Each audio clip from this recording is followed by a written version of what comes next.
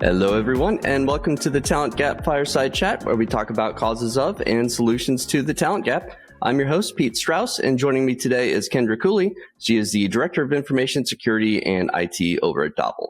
Welcome, Kendra. Hello, thank you so much for having me. Well, thanks for being here. Could you give our audience a little background on yourself and your career? Yeah, sure. So I've been in some facet of security for going on 14 years now. I actually got started in a fairly strange way, I would say.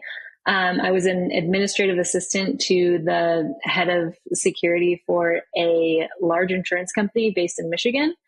And that was kind of where I got my first bit of exposure to risk. I was responsible for kind of maintaining our entire risk program, and very vividly remember going to my first risk meeting and hearing all these terms like, what on earth did I get myself into? But have learned a lot since then. Security was definitely not what I thought I was going to do for a career. I actually kind of through that time where I was an administrative assistant, thought I was going to get into computer forensics because there were some folks on the team that were doing that for the company. And I kind of fell in love with it, but from the perspective of thinking that I wanted to use that skill set to go and like help put child predators away, found out very quickly that that just wasn't something that I could do day in and day out.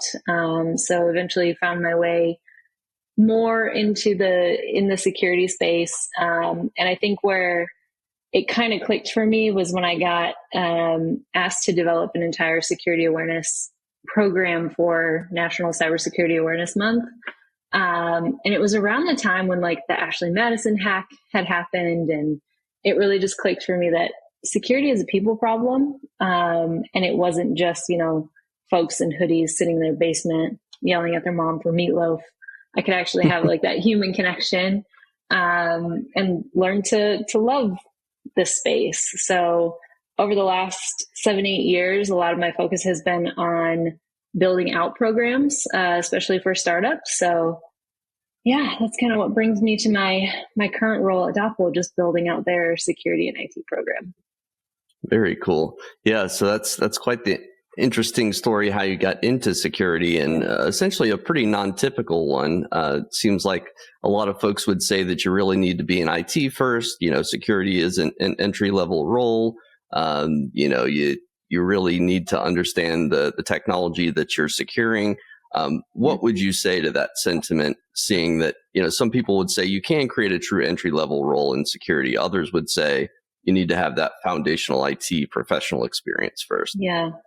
I think from my side, I've always had an interest in technology. I was the kid that like got my first computer and took the whole dang thing apart. And I would call my grandma and be like, she'd be like, what are you doing? I'm like, I just took my computer apart and I'm trying to figure out how to put it back together. So I've always had like some foundational level of interest in technology. So it's not like, I got to my job as an admin and was like, how do I turn this thing on? Like I've always had that level of interest.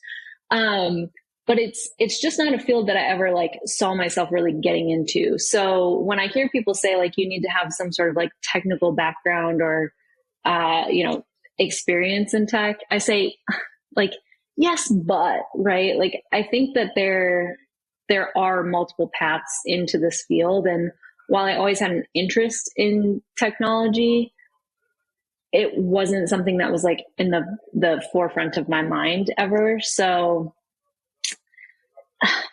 yes and no, I guess is the best way to answer that. Yeah, it makes sense.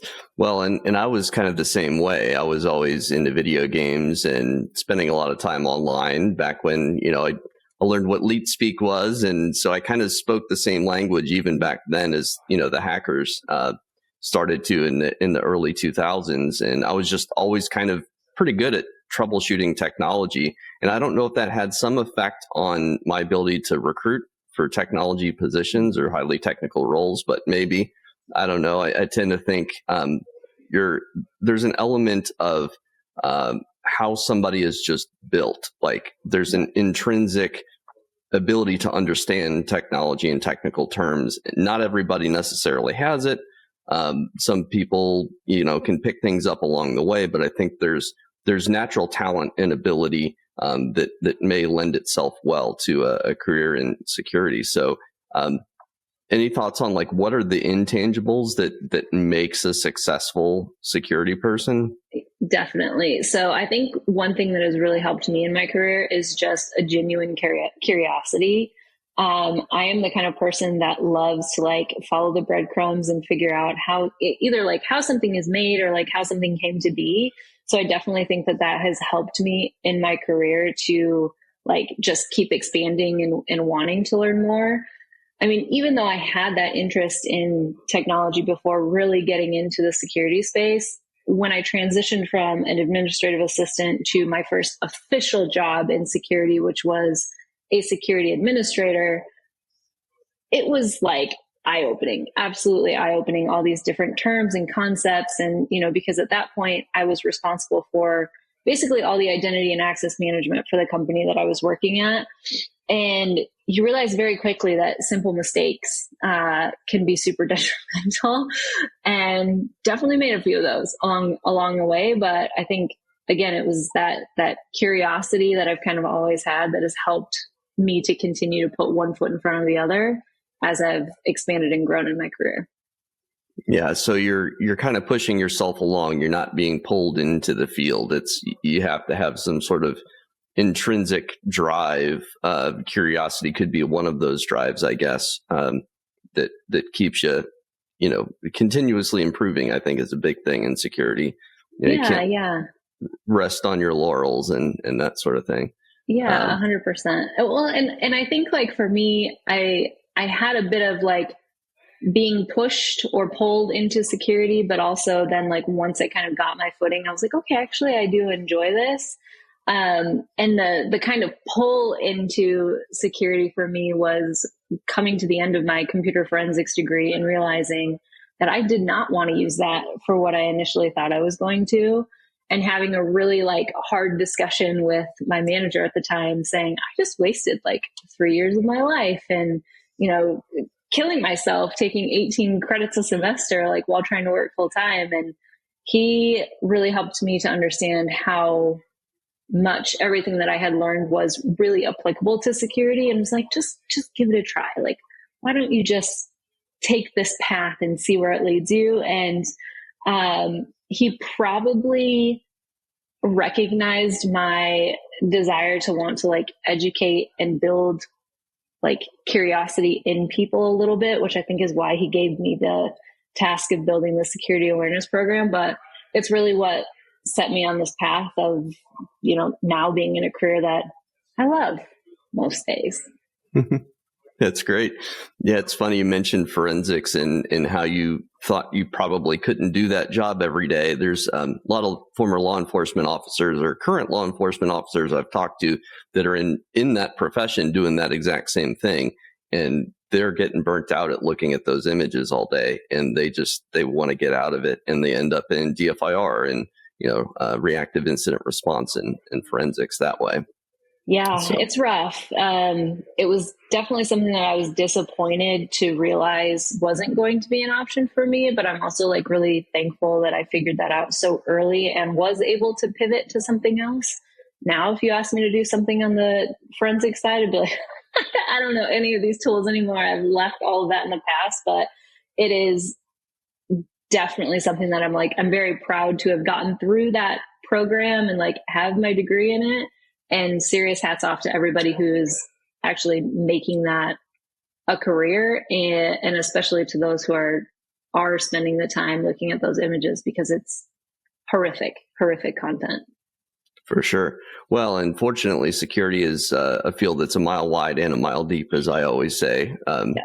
Unlike the CISSP, as they say. It's I tend to favor the idea that if you have the right intrinsic motivators and the right personality and a lot of these intangibles that hiring managers always tell me they're looking for, chances are there's a security discipline somewhere in the field that's a good fit for you. I think the big challenge for me is, what do we do with all these people that are passionate about the field and maybe have some IT experience, and they're just knocking on the doors, waiting for somebody to let them in the industry. Like there's only there's a boot camp vendor, and I'm always talking about this, but he had mentioned that they have 20,000 people in their community at any given time that have gone through their program, and they're competing for a mere 50 entry-level jobs. So that's a 400 to 1 mismatch. What do we do with those tens of thousands of people that are job seekers and need to find it or want to find a job in security? How do we create more of those jobs for them, do you think? Well, this question can take us in so many different directions. So I think one of the things that we're fundamentally doing wrong in the security field, especially as like hiring managers or even organizations that are looking for security talent, is we're just looking for the unicorns, which therefore is not allowing those folks that have those entry level skills or maybe like don't really have that many skills, but just have the interest, continuously get passed over. I mean, I have lots of friends that are actively seeking security positions right now who have, anywhere from 5 to 15 years of experience, and they're even having trouble finding these jobs. And it always makes me laugh because you constantly hear about, oh, there's, 3 million open security positions. No, there's not. No, because all these folks are still looking for roles. And I think a lot of what it comes down to is the fact that we're posting positions for unicorns or we're posting like intermediate or entry level positions, just hoping that there's someone desperate enough to take that role who has this vast skill set that has just been in the job market for so long or is so sick of their current position that they're like, I'm willing to take a 50% pay cut or, whatever that looks like just to get my foot in the door somewhere else. Which is super unfortunate because then where does that leave all of these other folks who are just looking for a chance and an opportunity? And, for me, I have a few different perspectives on this because one, I'm a woman in tech. So in a lot of ways, like when I go out and I put my resume in for positions, I do feel like oftentimes I get that phone call because I have a certain level of skills, but I'm also checking like the diversity and inclusion box that they have to from like a recruiting perspective, which doesn't always feel great. But I also think about the fact that, I was super lucky to be given the opportunities that I was given to get into this field. I joined an organization as an administrative assistant, and it just so happened to be for the VP of information security. And I think he saw enough in me, drive, curiosity, desire to just continue to like grow myself, that he was willing to take a chance and transition me into like an actual functioning part of his security like organization. But had I not built that relationship with him, would I have made it past just a basic resume scan? No, I didn't have anything that even remotely aligned with technology, let alone security. Yeah. And we're in a much different market today than back then too. I mean, that was back before all the boot camps and certification companies and credentialing organizations of all types that cranked out all these folks that have these credentials that just can't seem to land anywhere. I mean, at the end of the day, the market is what it is. If there's, like if your organization doesn't need a security person, it doesn't need a security person. And if you do have one headcount open and you have a specific need for certain technical skills, why would you, I guess, I hate this term, but waste your open headcount on somebody junior when you can hire somebody senior for essentially, the same salary? That seems like a pretty tough square to circle or circle to square. It is. And honestly, like this is kind of where I found my niche, I think, in the security field. I've, the company that I'm working for now and the two before that, I was their first security hire. And granted, they were, relatively small startups like Webflow. When I joined them, I think they had around 250 employees. Flock Safety, same thing. And all three of these companies had really different desires, like for what they were trying to get out of a security program when they started looking for, me, who eventually filled those positions. Like Webflow was in a position where they were looking to get into the enterprise market. And they knew that in order to at least just start having those conversations with the larger enterprises, they needed to get their SOC 2. So they started looking for someone who had experience in helping organizations get through that process. Hi, I'll join. Flock was a little bit different in the sense that, again, relatively similar company in size, about 250 people, but they actually were looking for someone with security experience to join their organization from, like, I would call it a more, I guess, like genuine may not be the right word, because I'm not saying that like Webflow's desire to build a security program wasn't genuine, but it was coming from more of a place of like, we know that we want to do better in terms of security. And in order to do that, we need someone with the experience to come in here and help kind of lead us. Because at the end of the day, like their customers were mostly law enforcement agencies, or at the time, small homeowners associations. And homeowners associations aren't going to ask you for your SOC 2 report. So for them, it was just really more about like doing the right thing by their customers and building out that security program. And Doppel, the company that I'm with now, like they were very similar to Webflow. They knew that in order to start attracting some of these larger customers, they needed to get that SOC 2, but also as a security company had a strong desire to like actually start building a program that made sense and start thinking about security very early on. Yeah, that's great. Well, and it seems to me that in this market where cost cutting is paramount, a lot of companies they're not so much chasing the carrot of security. It's more so the stick. Like, what can we get away with? Like, what's the bare minimum that we can do, to meet our compliance mandates and, keep the security program alive without any additional spend or headcount. So I think a major problem is the idea of security being a cost center. Do you think there's any way around that? A breach. It's funny because we just had this conversation on the GRC Uncensored podcast. But yeah, I mean, unfortunately, I think oftentimes security is not really looked at as anything other than a cost center unless that big bad thing happens. And for me as a security leader, I think one of the most difficult things is getting an organization to understand that you have to keep investing and like giving money to the security org, or allowing us to hire folks of all different like experience levels in order to have a well-rounded program. Because, at the end of the year, when I start asking for money for next year's budget, they're like, well, everything seems to be fine. Like, we didn't get hacked. We didn't get breached. Like it's almost like an insurance policy. That's kind of what a security org kind of boils down to. And if you're not having anything happen that kind of rattles you, why continue to invest? For a lot of organizations, for ones I've worked for, ones I haven't, like just having that SOC 2 checkbox checked is enough, because that's allowing sales to continue to come in. And at the end of the day, revenue is paramount, right? That's really what we care about.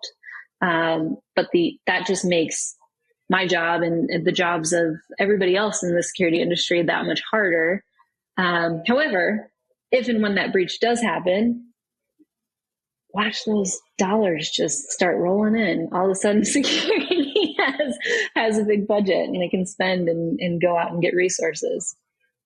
Yeah, well, I think at the end of the day, there's a lot of risk acceptance or deferral of responsibility to risk, or outsourcing of risk to insurance. Like you said, it's kind of like insurance, where security is one of those things that you say that you need, but you don't want to have to. You don't want to have to. I don't know, like insurance, you don't want to have to use, but security is not quite the same in that way. But if everything's humming along, you're happy. But yeah, I think that's why a lot of marketing and sales efforts, when it comes to security, tend to be more focused around the quote unquote FUD. If you're uncertainty and doubt, what about making the business case as security is somehow enabling more revenue for a given company, or somehow tying yourself closest to the money. at a non-security company. Do you think that's possible? It is, yeah. And so that is something that I try to focus on. Usually when I'm working with an organization to like help them with their SOC 2, I make sure that they know that by the time that we're done completing this, we're no more secure really than when we started. We've got some policies in place, we have some procedures in place, but at the end of the day, that is a sales enablement tool. That's by and large what SOC 2 is. It's a starting point, it's a building block. But for me, it's always really important to continue to keep security tied very closely to revenue.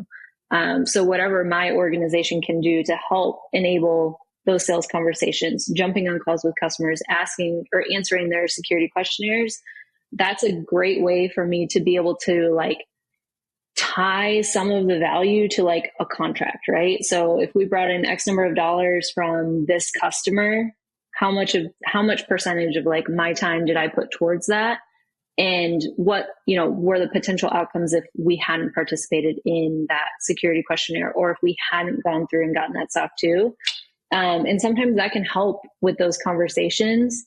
The other thing too is like on the reverse side of revenue, making sure that anything that I am spending is like very well justified. So if I'm bringing in a particular application or a solution to the company, I want to make sure that I'm getting as much ROI out of that as humanly possible and communicating back to the business the benefits that I'm getting from it. So, if we're paying for like an MDR, what value are we getting out of that? And really like holding myself to the fire as well to say, when it comes time to renew these contracts, was that money well spent? And having those like very sometimes difficult conversations with finance leaders. So there are usually two parts of the organization that I really try to tie myself to, and it's the finance wing and the revenue wing. And that is how I continue to kind of like try to show the value that the security organization is bringing to the rest of the company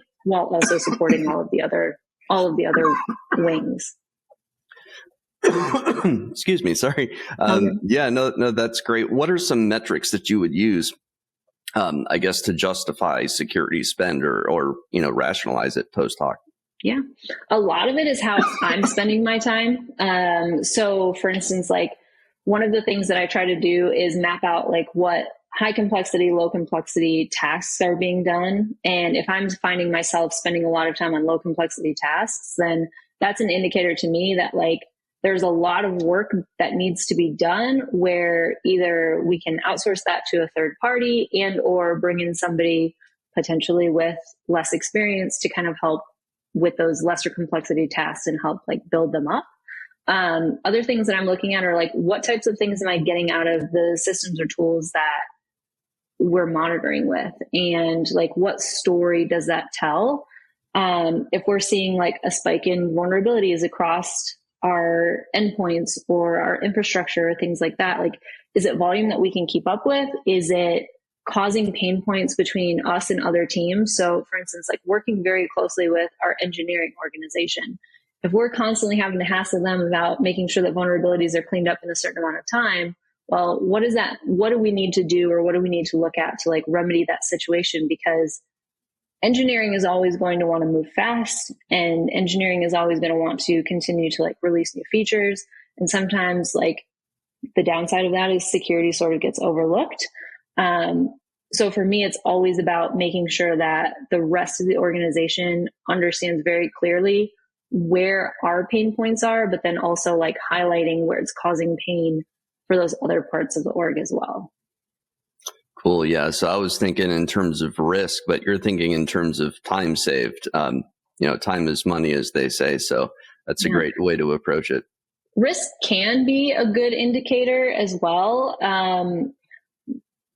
But I primarily, like for the organizations that I've been a part of, revenue is king, right? We haven't been enough of a mature organization for some of the companies that I've worked for where like risk becomes the key indicator of needing more resources. While I always try to tie back like our controls to risk specifically, at the end of the day, revenue is really what matters. And so I try to figure out for each organization what really is going to speak to either the founders or the folks at the C-level, and just bring them metrics and data that's going to help benefit not only like the security organization, but the company as a whole. Very cool. Well, and you mentioned something in there about how the complexity of tasks can determine, based on where you put those tasks or under whom you put those tasks, that determines like what level of person you need to hire. One thing that I've heard from other guests that I thought was just genius really is figuring out some sort of promotion pathway for the people that report to you and doing constant succession planning. So you're training people for the next role above them continuously. And thus, when somebody gets promoted or leaves, then you move that person underneath them into that role. And then basically you move the whole organization up one tier, and then that leaves a space at the bottom.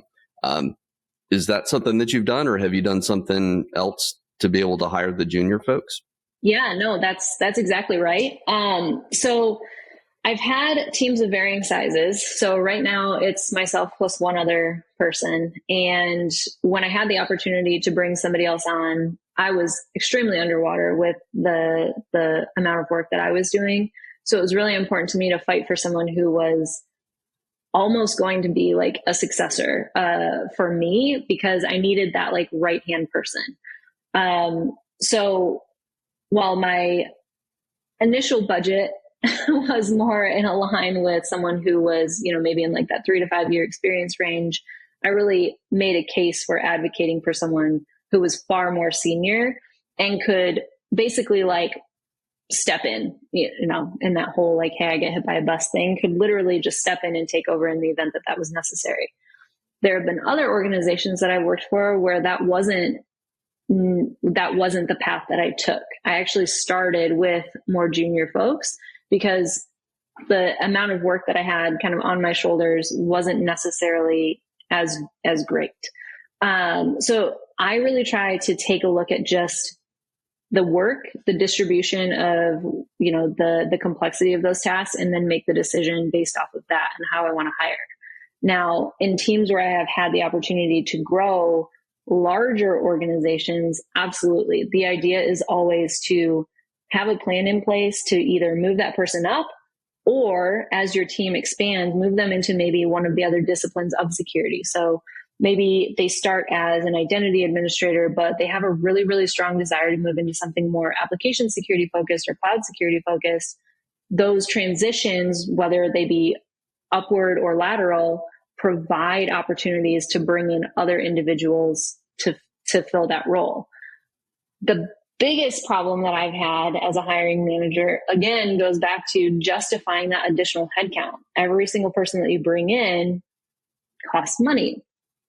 And if you have a team of, 5 or 6 and everything seems to be going well, but this person just wants to transition from identity and access management over to maybe the cloud side, how do you justify bringing in another head versus just saying, hey, you're going to do like a 50-50 split?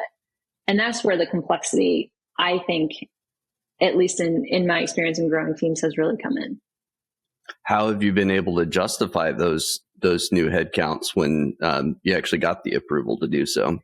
Yeah, so a lot of what we do in those cases is demonstrate what we're not doing effectively and just kind of justify like where this person will be spending all of their time. So let's say like, the cloud security or application security function was established previously, and we had controls or things that we were trying to make sure were satisfied. So this person transitions from IAM over to cloud security. Okay, great. In order for us to continue to expand on this cloud security program, let's find the list of all of the things that we could continue to do better, whether that be bring in another tool like a Wiz or something like that. Those take a lot of care and feeding. So ultimately it just comes down to saying, yes, this individual could have kind of their feet in both sides of the fence.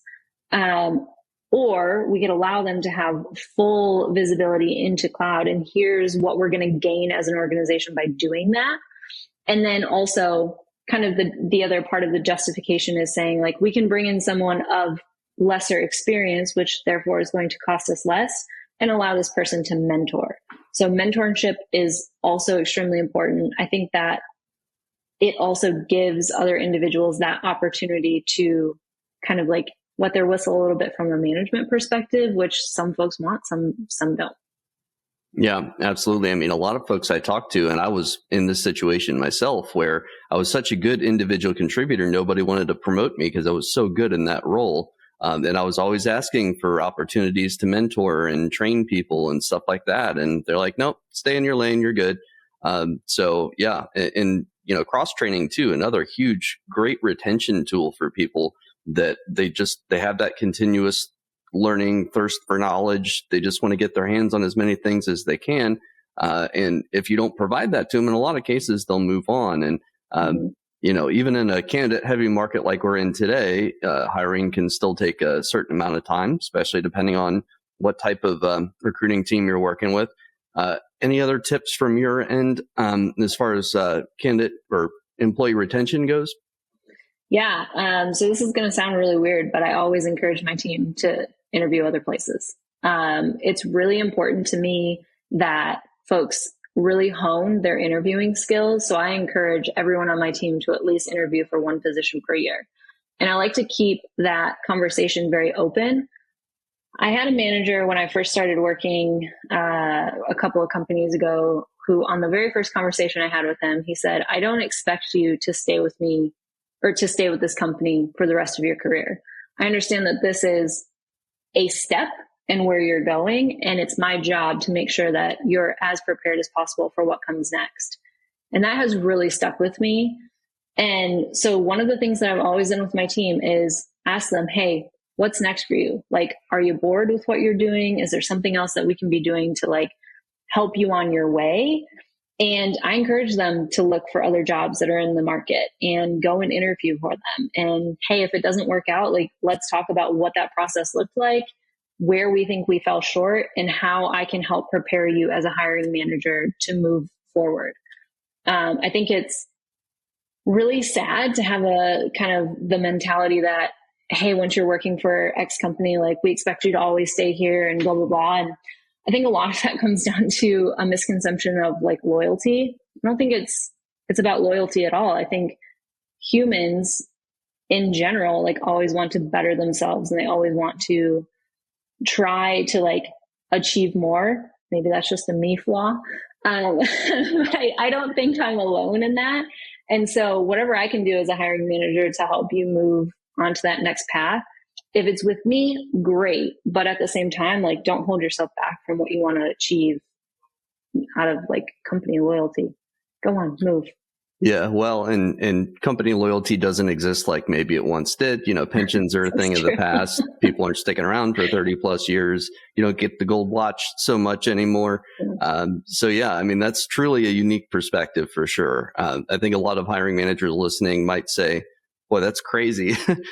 You know, you're almost showing people the door, but you know, what's the saying, like, if you love somebody, set them free. I mean, you're giving people the freedom or the license, I guess, to explore elsewhere. And ironically, that probably engenders a greater sense of loyalty. They don't feel like they're being forced to stick around, or they don't feel beholden to you or the company, that you truly have their best interests at heart. And that's certainly so rare. Yeah, so that's truly unique. Yeah, I have really found that it has opened up a lot of just like genuine conversations. You know, I try to treat people as humans and adults and understand like what they're going through. Like, work is such a small part of us.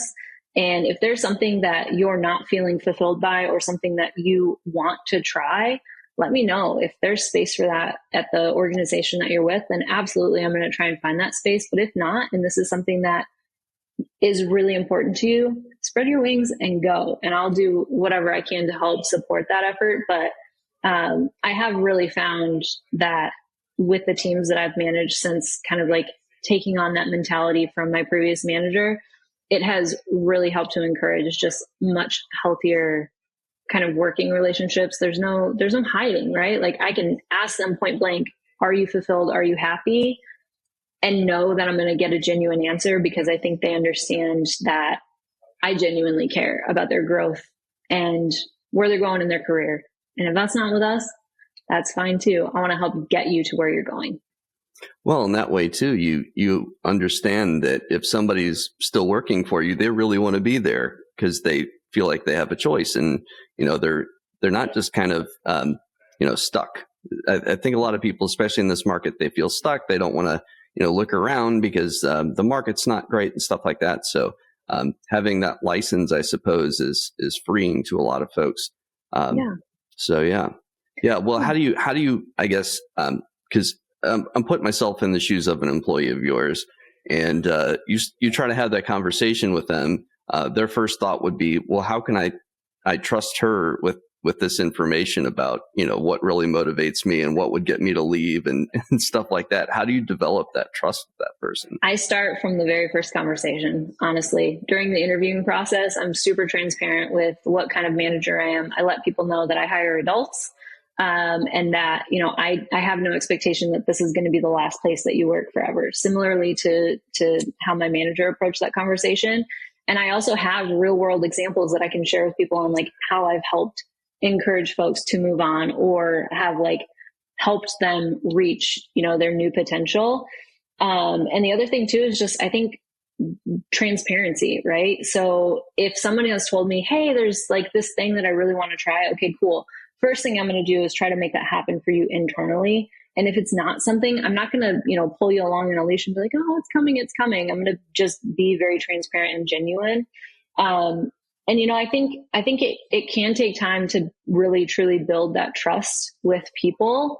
But I just kind of try to take that human approach and be real with people. And sometimes that's like me sharing my frustrations or like what I hope to achieve or, like conversations I'm having with my boss about like things that I'd like to take on.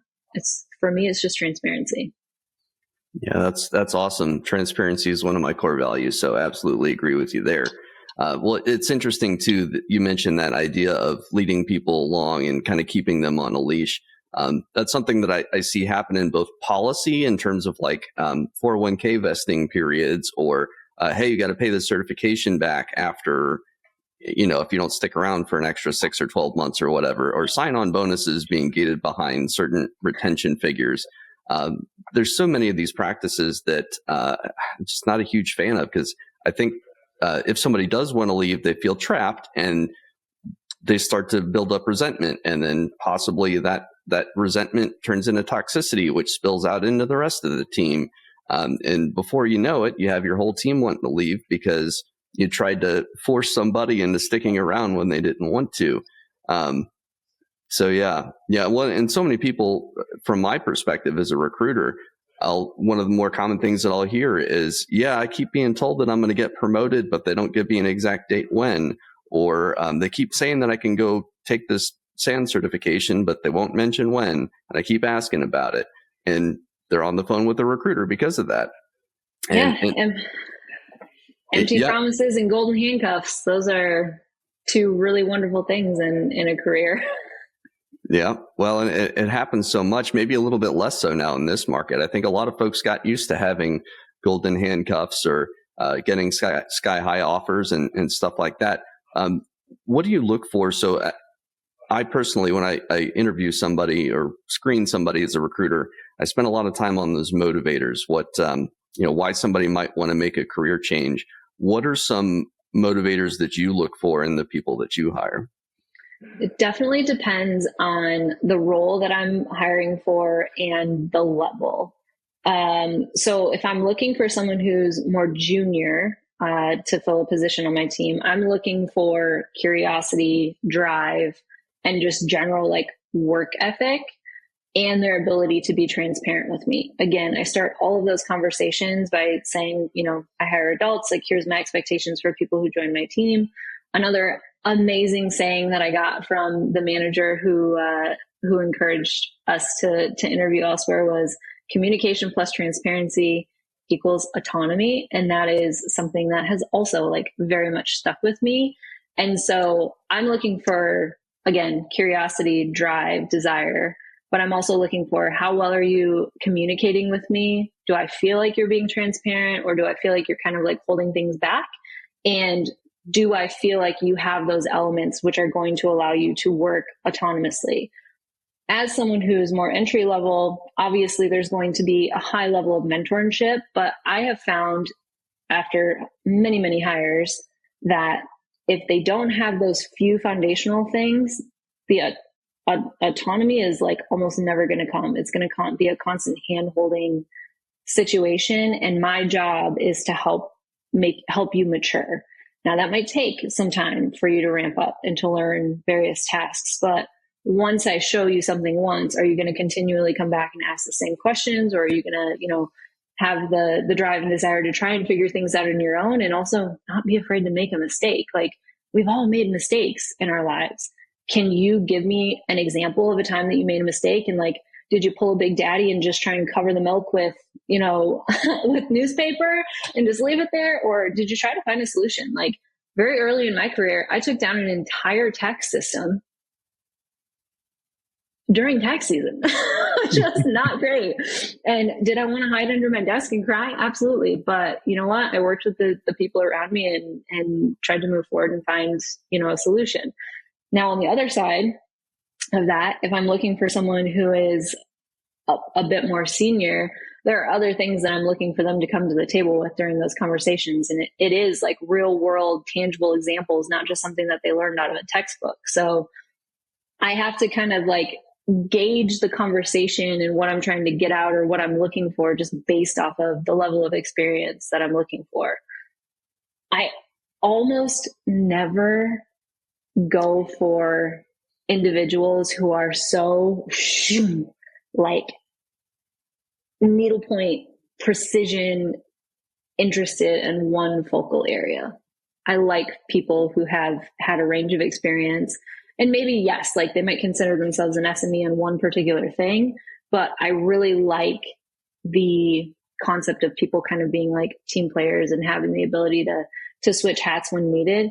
And maybe a lot of that comes from just the fact that I have worked primarily with startups in my career, and I understand the need to be able to take that hat off and put something else on really quick.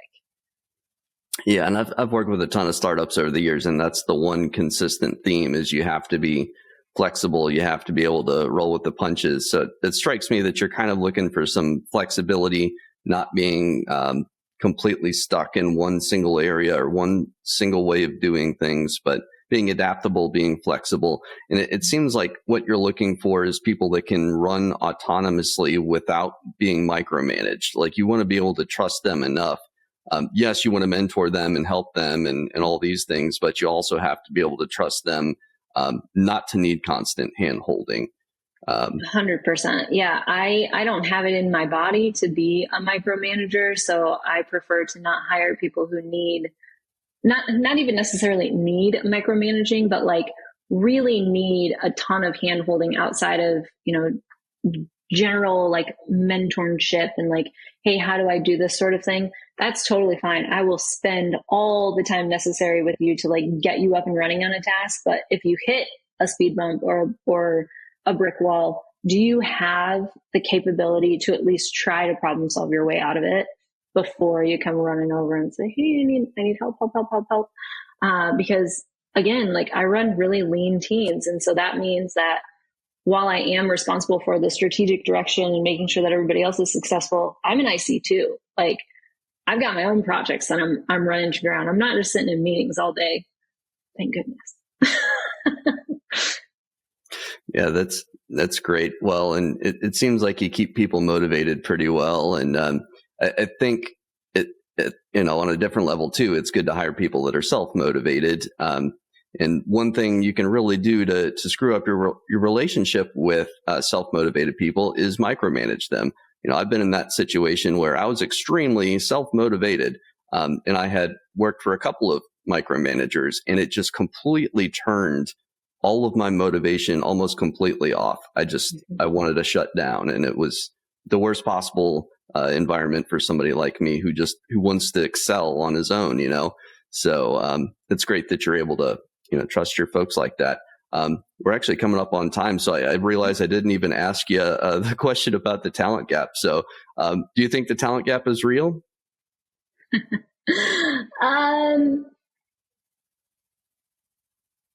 Yes and no. I think that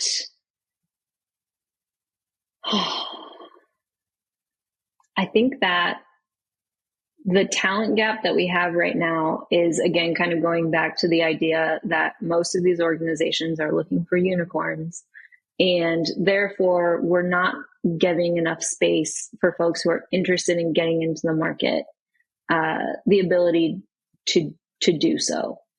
On the opposite side of that, I think that the advertisements of, oh, there's 3 million open security jobs is complete nonsense. I don't believe that for a second. I think we've created our own problems in the security space. But I don't necessarily think it's a talent gap issue. Yeah, for sure. And in previous episodes, we've described it as an expectation gap, or,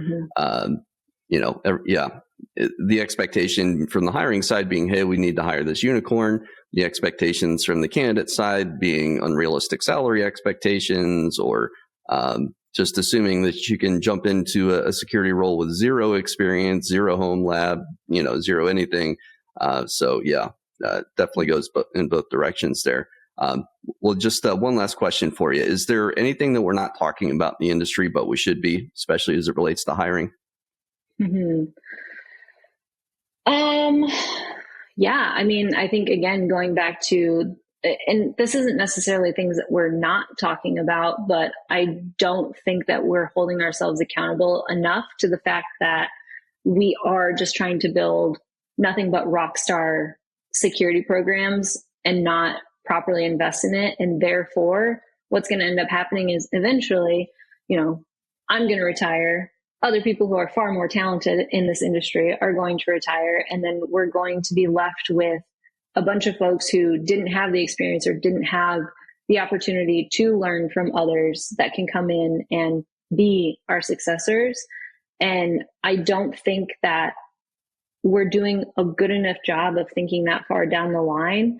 And I think we're also hoping that AI is going to come in and just save the day for a lot of this stuff. And unfortunately, security is a human problem, and AI is only going to solve for so much of that. Yep, totally agree. I tend to favor the idea that in 5-10 years even, we'll start to see, with all of these hopefuls basically getting fed up that they can't find a job in 2 years, they're going to go do something else en masse, and then we're just not going to have anybody to come up behind them, because word has gotten out that, hey, you can't really get a security job at the entry level. So then what happens?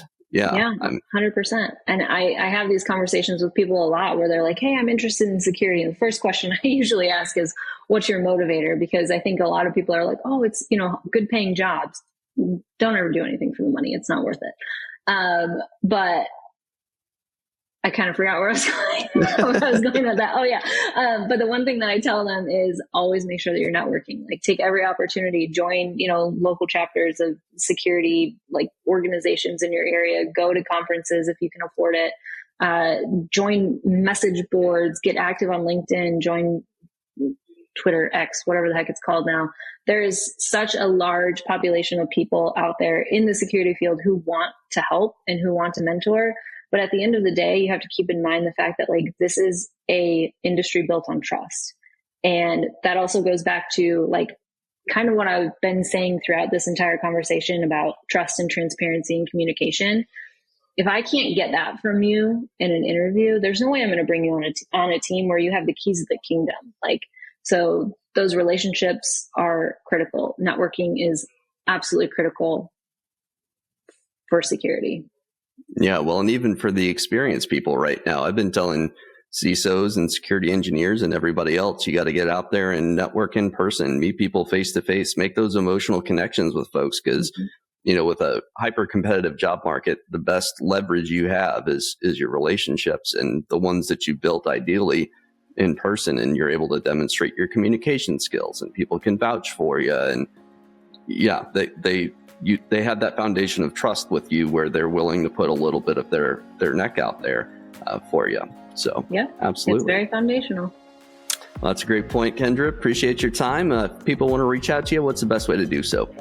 Primarily LinkedIn. I don't really have any other forms of social media or anything. So yeah, welcome to connect with me on LinkedIn. Obviously plug the GRC Uncensored podcast. Check that out. We have a lot of fun on there, and Pete was a recent guest that the episode hasn't aired yet. Maybe it will by the time this comes out, but yeah, LinkedIn. All right. Sounds good. Well, thanks, Kendra. Thanks, everybody. Thanks.